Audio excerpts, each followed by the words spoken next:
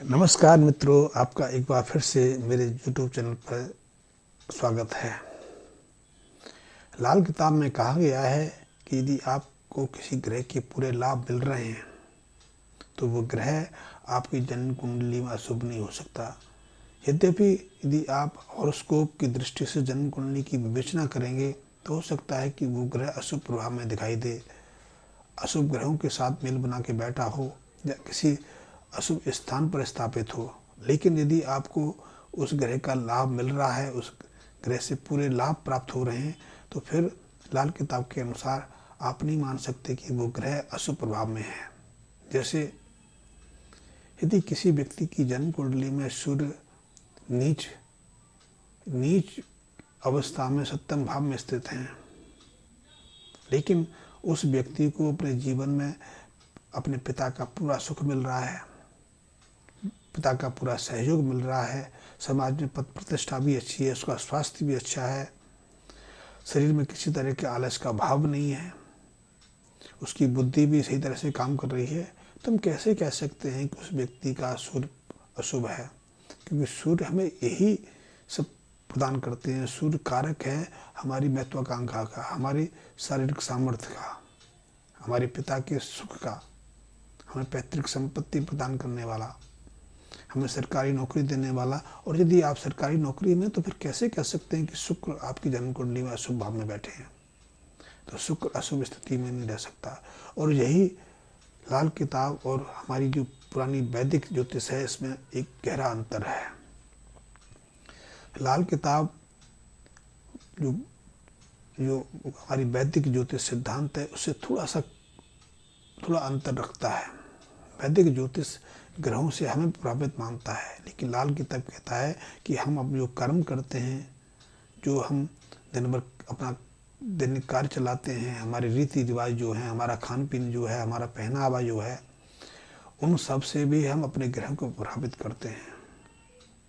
यदि हमारी बुद्धि खराब है, हम अपने माँ बाप को अपमान करते हैं, भाई बंधुओं का मदद नहीं करते, सेवा नहीं करते, उनसे लड़ते झगड़ते हैं, या फिर हम पराई स्त्रियों के साथ में, पराई पुरुषों के साथ में शारीरिक संबंध बनाते हैं, उनके साथ घूमते फिरते हैं, हम मांस मर्दा अंडे का प्रयोग करते हैं, और ऐसे में हम कहें कि शनि हमें प्रभावित करता है, हम कहते हैं इन कृत्यों के माध्यम से हम शनि को अशुभता दे रहे हैं। और निश्चित रूप से देखा गया है, बहुत बार ऐसा देखने में आया है कि यदि हम ऐसे अप्राकृतिक कृत्य करते हैं या हम ऐसे कर्मों का पालन करते हैं, तो निश्चित रूप से हमारे जीवन में कई तरह की परेशानियां, कई तरह के कष्ट, विघ्न, बाधाएं खड़ी होती रहती हैं। देखा गया कि जिन व्यक्तियों की जन्म कुंडली में शनि 10वें, 11वें, 9वें भाव के स्वामी हों, चतुर्थ भाव में बैठे हों, अष्टम भाव में बैठे हों, और ऐसा व्यक्ति यदि मांस मछली का सेवन करने लगे, अंडे का सेवन करने लगे, या जुआ खेलने लगे, लॉटरी खेलने लगे, या फिर अनायास बिना पूछे, बिना किसी जानकारी के मकान की रिपेयर शुरू करा दे, तो निश्चित रूप से उसका चलता हुआ व्यापार, उसका व्यापार रुक जाएगा, उसको नफा नुकसान उठाना पड़ेगा। उसकी नौकरी इसी चल रही है तो अनायास उसकी नौकरी विघ्न बाधा खड़ी हो जाएंगी, उसकी उन्नति रुक जाएगी। संभवतः वो नौकरी सस्पेंड भी हो जाए, संभवतः उसका ट्रांसफर इतनी दूर पर हो जाए कि उसका पूरा परिवार ही इसके कारण परेशानी उठाना पड़ा। ऐसे बहुत बार देखने में आया है कि यदि चंद्रमा हमारी जन्म कुंडली पीड़ित है तो हमें मात्र सुख कम मिलते हैं, हमें घर मकान का सुख कम मिलते हैं, हमारी माँ बीमार रहती है। लेकिन इसके विपरीत भी देखा गया है कि यदि हम माँ के साथ में सही व्यवहार नहीं करते, माँ का आदर मान नहीं करते, माँ के सानिध्य में कुछ पल व्यतीत नहीं करते, हम माँ का अनादर करते हैं, माँ के अलावा परिवार की अन्य बुजुर्ग स्त्रियों का अपमान करते हैं, तो निश्चित रूप से हमें अपने जीवन में कई तरह के जो विपरीत प्रभाव देखने में आते हैं। लाल किताब कहती है, और ये बहुत महत्वपूर्ण है, वैसे तो आम प्रचलन में है और ये हमारे समाज में चल भी रहा है कि यदि घर में, परिवार में, आसपास में कोई स्त्री विधवा हो जाए, उसके पति की मृत्यु हो जाए और उसको विधवा रह के जीवन यापन कराना पड़े, तो हम ऐसे अपने घर परिवार के मांगलिक कार्यों में ऐसी विधवा स्त्री की उपस्थिति स्वीकार नहीं कर पाते, चाहे घर परिवार में उसका कोई महत्व रहा हो।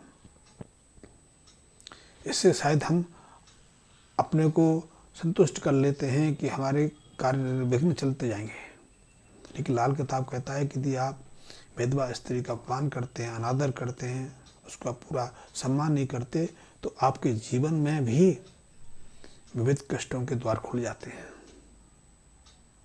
इससे हमारे जीवन में बहुत सारी जो सुख संपदा की चीज़ें हैं वो मिट जाती, निकल जाती हैं। मैंने बहुत ऐसे उदाहरण देखे हैं। लेकिन जिस दिन से ऐसे पीड़ित लोग, जिनके परिवार में गृहस्थ जीवन में कलह चल रही है, लड़ाई झगड़े हो रहे हैं, नई वधू रूठ के अपने मायके चली गई है, लड़ाई झगड़ा करने लगी है, सास ससुर का अपमान करती है, घर में पैसे का अभाव होने लगा है, मकान का कंस्ट्रक्शन रुक गया है, या व्यापार में, पढ़ाई में विघ्न बाधाएं आ रही हैं, और उनको बताया गया कि आप कुछ मत करिए, आपके घर परिवार में जो विधवा स्त्री है, चाहे वो आपकी भाभी है, चाहे चाची है, ताई है, दादी है, बुआ है, बहन है, कोई भी है, आप सिर्फ उसकी सेवा करो, उसकी मदद करो। आपके जीवन में उसी की सेवा से कई नए द्वार खुल जाएंगे, कई सुख स्थितियाँ बनती चली जाएंगी। और ऐसा देखा गया है कि केवल मात्र विधवा स्त्री की सेवा से, उसकी प्रसन्नता से, उसके आशीर्वाद से हमारे जीवन के विभिन्न आयाम खुल जाते हैं, विभिन्न कष्ट सहजता से दूर हो जाते हैं। हमें कोई विशेष उपाय करने की आवश्यकता नहीं पड़ती। और लाल किताब इसीलिए कहते हैं कि हम ज़्यादा जटिल पूजा पाठ कर्मकांड में ना जाएं, कि पूजा पाठ कर्मकांड हमारे लिए सिर्फ एक आडंबर बन के रह जाता है, क्योंकि हम तो नहीं बदलते हैं, और जब तक हम नहीं बदलेंगे तो उसका क्या महत्व। क्योंकि ऐसे कर्मकांड पूजा का तो इतना महत्व है, जैसे कि आपने टैप रिकॉर्डर में कोई स्रोत लगा दिया, आप वहाँ हैं कि नहीं है कोई महत्व नहीं, टैप रिकॉर्डर उसको बजाता रहेगा। आजकल टैप रिकॉर्ड की जगह तो पेन ड्राइव्स आ गई हैं, मोबाइल आ गए हैं। मोबाइल तो घंटों दिनों तक निरंतर पूजा पाठ अर्चना कर सकते हैं। क्या मोबाइल का जीर्णोद्धार हो जाएगा क्या? मोबाइल को उससे कोई फर्क नहीं पड़ता कि उसमें क्या बज रहा है, क्योंकि सुनने वाले हम हैं, हमारे अंदर जीवन है, जो बदलाव होना हमारे अंदर होना है। और यदि हम नहीं बदलते तो उस उपाय का, उस उपचार का, उस कर्मकांड का कोई फायदा नहीं। कर्मकांड करने वाले भी अपने निमित्त उस काम को करते हैं। मैं इसको विरोध नहीं करता, क्योंकि हमारा जीवन ऐसा हो गया है कि आज कर्मकांड से हम नहीं बदलते। इसलिए बहुत जगह मैंने देखा है, आपने भी अनुभव किया होगा, कई देवी स्थान पर भीड़ लगी रहती है। कई देवी स्थान तो ऐसे हैं यहाँ आपको दर्शन के लिए घंटों, कई दिनों तक इंतजार करना पड़ता है, और दर्शनों के लिए स्पेशल लाइन में आपको उसको शुल्क भी चुकाना पड़ता है। हम सोचते हैं वीआईपी बन के हम देव आशीर्वाद लेने चले गए, पर मेरा इसमें थोड़ा सा दृष्टिकोण अलग है। मेरा दृष्टिकोण ये है, क्या ईश्वर, क्या वो प्रतिमा कोई व्यक्ति है? यदि वो सर्वज्ञ है तो हमारी इस चालाकी को भी समझती है कि हम अपने अतिरिक्त शुल्क चुकाने के कारण या अतिरिक्त व्यय करने के कारण हम पहले दर्शन करने के पात्र बन गए। मैं कई तीर्थों में जाता रहा हूँ, आज भी जाता हूँ मैं। वहाँ आप वीआईपी बन जाते हैं अतिरिक्त पैसा दे के। एक श्रद्धावान, आप जैसे केदारनाथ जाते हैं तो बहुत सारे लोग हैं, केदारनाथ आजकल हेलीकॉप्टर से चले जाते हैं, वहाँ टिकट कटाते हैं, वीआईपी दर्शन मिल जाता है और कुछ घंटों में वापस लौट आते हैं। एक श्रद्धावान वहाँ सुबह से पैदल चलना शुरू करता है, 8-10 घंटे में वहाँ पहुँचता है, ठंड में बारिश में भीजता है, सुबह 2 बजे से नहा धो के दर्शन के लिए केदारनाथ का आशीर्वाद लेने की पंक्ति में खड़ा हो जाता है। उसकी बारी नहीं आती, उसके हाथ में जो पूजा की सामग्री होती है कुम्हला जाती है, जो घी होता है, क्योंकि केदारनाथ में घी मक्खन का बहुत महत्व है, आपने अनुभव किया होगा। वो घी और मक्खन उसके हाथ में पिघल जाता है, उसकी बारी नहीं आती, क्योंकि जो संपन्न लोग हैं, जो वीआईपी लोग हैं, वो दूसरे रास्ते से दर्शन करने पहुंच जाते हैं। क्या वहाँ जो शिव हैं, यदि सर्वज्ञ हैं, तो वो इस चीज़ को अनुभव नहीं करते होंगे? अनुभव करते हैं तो हमें ऐसी कभी जल्दबाजी नहीं दिखानी चाहिए। हमें किस प्रारूप से हमने धन कमाया है, उस धन के बल पर हमें वीआईपी बनने का कोई शौक नहीं होना चाहिए। यही लाल किताब कहती है कि यदि कर्म सुधरेंगे तो जीवन सुधरेगा, हमें ग्रहों का लाभ मिलेगा। ग्रहों के माध्यम से हम ग्रहों के प्रभाव को बदल सकते हैं, और ग्रहों के प्रभाव से हम अपने जीवन को बदल सकते हैं। जीवन के दुख, दारिद्र, कष्ट को हम मिटा सकते हैं, और इसके लिए हमें बदलने की आवश्यकता है। तो लाल किताब कर्म प्रधान ज्योतिष का मार्ग है, वो हमें एक आयामी जिंदगी जीने के लिए प्रेरित नहीं करती, और इसीलिए लाल किताब को नवीन नहीं है। हाँ, अवश्य वो उसका प्राकट्य जरूर 1950 के आसपास हुआ।